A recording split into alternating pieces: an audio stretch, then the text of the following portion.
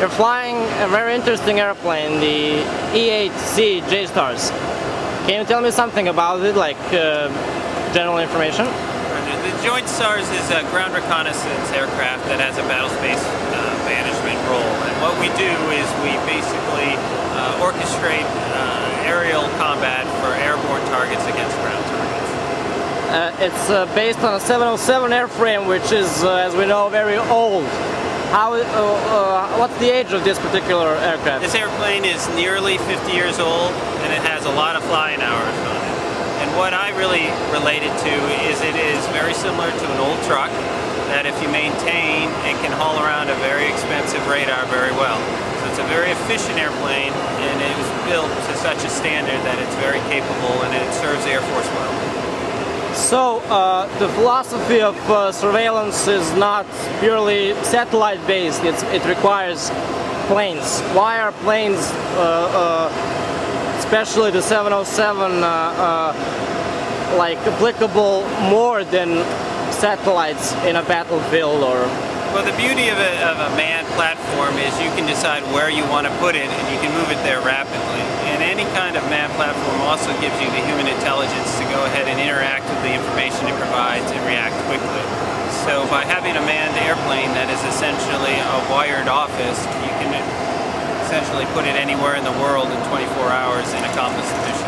A satellite-based reconnaissance system, you have to wait for the orbital dynamics to put the vehicle over its target. So there is principally a longer lag period for a satellite versus a manned platform. The most basic person, the way I usually describe it, is if you were going down the highway and a policeman decided to give you a speeding ticket with a radar gun, that's essentially what this airplane is doing. This airplane is using its radar to give large swaths of ground repeated speeding tickets. And then from those speeding tickets you get velocity, direction, and movement, and therefore you get a coherent picture that you can understand the traffic movement on the ground. so basically it scans for moving targets. Yes, essentially it's a moving target weapon system.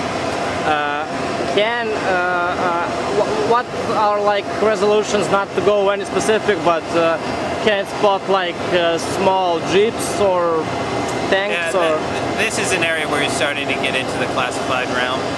The airplane is very capable and it does do a wide target set, and vehicle movement is about as much as I want to go into. Currently, is it connected to the operation center or whatever real time, or you relate your information via radio or?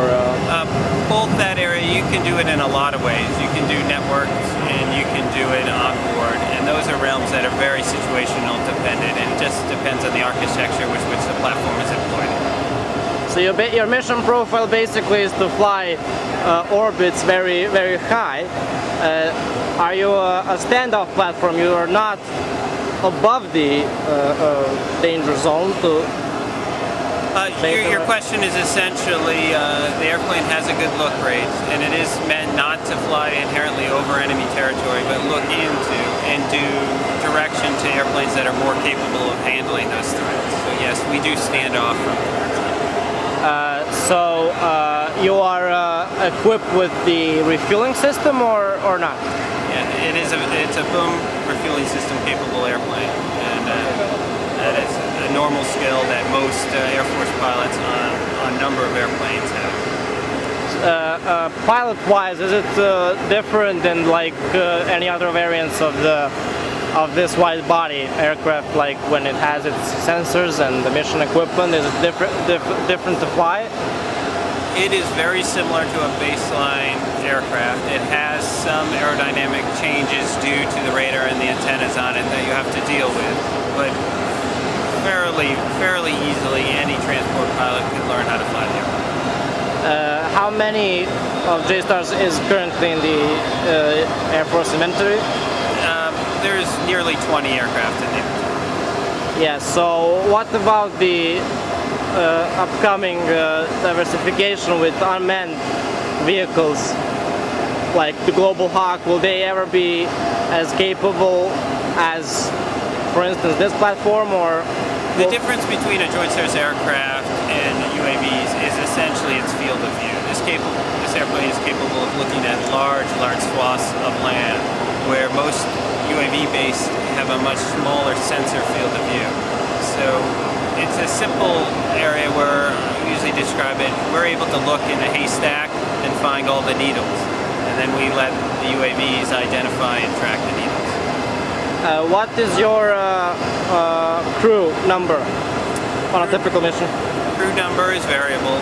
We typically go with about 24, but we have a wide range of available crew options. So if, let's say, God forbid, something goes wrong and you're faced with a fighter threat, what are your basic evasion maneuvers and options?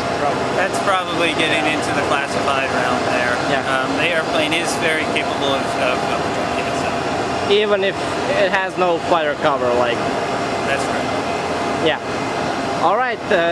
Thank you very much for your time. I wish you all the best in your career, and thank you. Have a nice vlog. Sure. Yeah.